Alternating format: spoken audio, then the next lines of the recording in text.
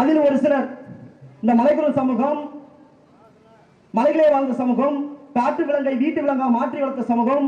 அப்படி இருக்கையில் மலையிலிருந்து வனத்துறை சட்டம் போட்டு கீழே இறக்கிவிட்ட பிறகு இங்கே வருகின்றனர்.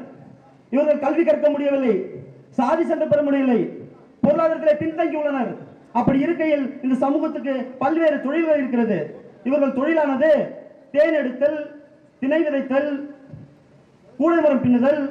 இது காலகாலமாக நாட்கள் தகுந்த மாதிரி மாறிக்கொண்டே வரும் பொழுது பன்றிகளையும் வளர்க்க ஆரம்பித்து விட்டனர். அப்படி பன்றிகளை வளர்க்கும் பொழுது அது என்ன ஆடு மாடா கூட்டணி நிற்பதற்கு அதுவும் நிற்கும், நாங்கள் சொல்வதை கேட்கும். ஆனால் அதுக்கு உயிருக்கு ஒரு ஆபத்து வரும்போது தன்னை மறந்து ஓட ஆரம்பிக்கும். அப்போ இந்த மலைக்குறவன் என்ன செய்வான்?